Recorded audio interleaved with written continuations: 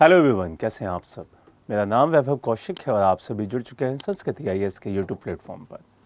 आज हम बात करने वाले हैं उस जनरेशन की जिस जनरेशन को हम लोग जेन ज़ी कहते हैं। अभी ये टर्म आपने कई बार सुनी होगी। बांग्लादेश के मुद्दे पर, नेपाल के मुद्दे पर, फिलीपींस के मुद्दे पर, कई जगहों पर इस आयु वर्ग के लोगों को जिन्हें हम जेन ज़ी कह रहे हैं, उन्होंने तख्ता पलट करवा दिया। तख्ता पलट एक छोटी चीज़ नहीं है। किसी भी देश की सरकार को बदलवा देना या वहाँ पर उस सरकार को गिरा देना एक बहुत बड़ी घटना कहलाती है। अब यही तख्ता पलट एक और देश में हो गया है। अब वो देश अफ्रीका कॉन्टिनेंट का है, हिंद महासागर में पड़ता है। उस देश का नाम है मेडागास्कर। अब आप में से कितने ऐसे स्टूडेंट्स हैं, कितने ऐसे लोग हैं, कितने ऐसे परिवार हैं जो अभी जेन ज़ी वाली कैटेगरी में आते हैं और वो इस वीडियो को देख रहे हैं, तो कमेंट बॉक्स में ज़रूर कमेंट करिएगा कि हाँ सर, हम इसी कैटेगरी से आते हैं। अब ये इतनी ज़्यादा स्पेशल होती जा रही है कि इसके बारे में समझना हमें बहुत ज़रूरी हो गया है। हमारे परिवारों में, हमारे घरों में इस आयु वर्ग के लोग बहुत ज़्यादा तादाद में अभी दिखाई देंगे। जो ये एज ग्रुप है 1996 से लेकर 2012 के बीच में जो बच्चा जन्मा है वो जेन ज़ी कहलाएगा। तो ये जो वीडियो कोई भी अगर स्टूडेंट इस एज ग्रुप का देख रहा है जो कि 1996 से लेकर 2012 के बीच में पैदा हुआ है, तो वो कमेंट बॉक्स में ज़रूर बताइएगा कि हाँ, आपका बर्थ ईयर इसी के बीच में आता है। अब ये जो पूरा का पूरा एज ग्रुप के लोग हैं, इतना ज़्यादा दिमाग से तेज़ हैं, इतना ज़्यादा स्ट्रॉन्ग हैं कि वो जिस चीज़ को ठान लेते हैं वो करके दिखा देते हैं। कंप्यूटर को देख लीजिए, एआई को देख लीजिए, स्पोर्ट्स में देख लीजिए और यहाँ तक कि अब पॉलिटिक्स में देख लीजिए। इन्होंने ठान लिया बांग्लादेश की गवर्नमेंट गिरानी है, तो वहाँ पे शेख हसीना जी की गवर्नमेंट गिरी। इन्होंने ठान लिया कि वहाँ की सरकार अब चेंज करके रखनी है, तो चेंज करा दी। वैसा ही हमारे एक और पड़ोसी देश में हुआ जो कि है नेपाल।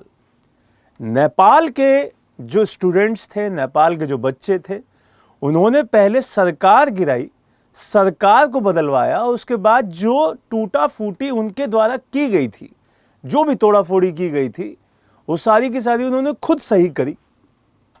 इसको कहते हैं एक पूरा का पूरा दिमाग से स्ट्रांग हो जाना कि भाई हमको जो करना है हम उसको समझ के कर रहे हैं। और यही आज की जनरेशन की सबसे ज्यादा पावर दिखाई दे रही है। सबसे बड़ी पावर यही दिखाई दे रही है कि वो जो ठान ले रहे हैं वो करके दिखा रहे हैं। तो यहां पे क्वेश्चन ये भी आता है कि क्या ये जो एक अलग तरीके की सनक है वो विश्व के लिए खतरनाक साबित हो सकती है या विश्व के लिए कल्याणकारी है।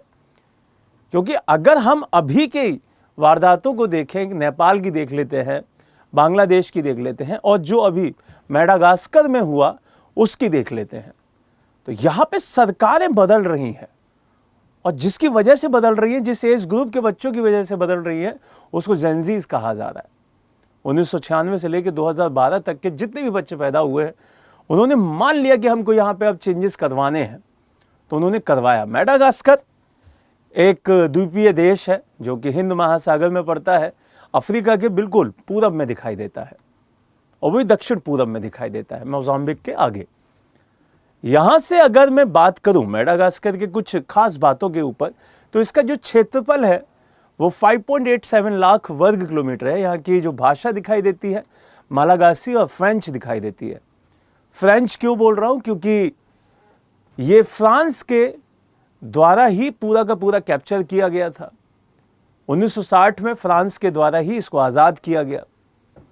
यहां पर अभी तक अप्रोक्स 4 बार तख्ता पलट हो चुका है। यहाँ की अगर जनसंख्या की बात करूं तो 3 करोड़ के आसपास यहाँ पर जनसंख्या है। 3.27 यहाँ की जनसंख्या दिखाई देती है करोड़ में, जिसमें से ईसाई ज़्यादा है और जो लोक धर्म के लोग हैं वो कम है।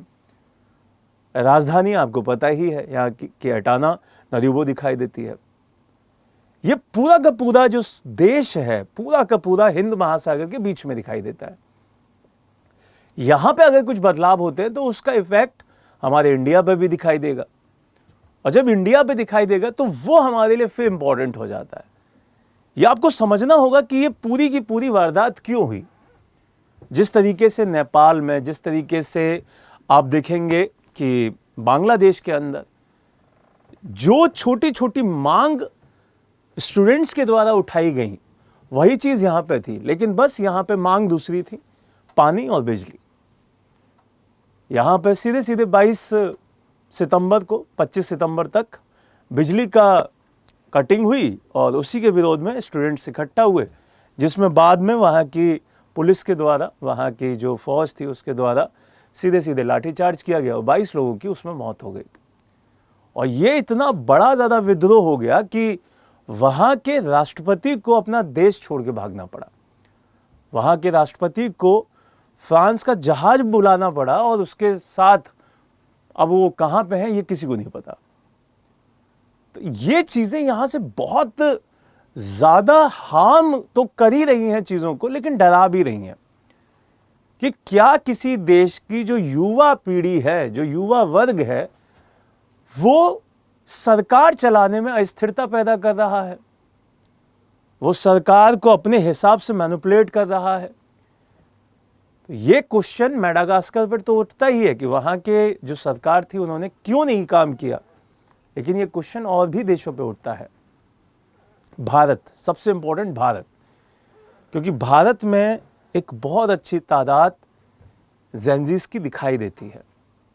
तो सरकार को ये समझना होगा, सरकार को ये जानना होगा कि जो भी वो निर्णय ले रही है, क्या वो ऐसा तो नहीं है कि वो जेनजीज जो इस युवा वर्ग के दिमाग में घर बना रही है, उसके खिलाफ जाने पर मजबूर कर रही है। तो ये सारी चीज़ें आप मुझे कमेंट बॉक्स में बताएं कि क्या आपको लगता है कि सरकार का कोई ऐसा स्टेप है जिसकी वजह से जेनजीज यहाँ पर भी, इंडिया में भी हो सकता है आगे आने वाले भविष्य में कभी ऐसा प्रोटेस्ट करें। तो अगर आपको ऐसा लगता है तो कमेंट बॉक्स में ज़रूर बताइएगा। जैसे एग्जाम्पल के तौर पर एसएससी का एग्जाम्पल के तौर पर सरकार के द्वारा कोई भी भर्ती पूरी ना करवाने के बात। तो अगर आपको ऐसा लगता है कि यहाँ पर भी, भारत में भी जेनजीज के द्वारा कोई विद्रोह हो सकता है आगे आने वाले समय में, तो कमेंट बॉक्स में ज़रूर बताइएगा। नई वीडियो के साथ दोबारा मिलेंगे, जब तक के लिए थैंक यू सो मच। जय हिंद, जय भारत।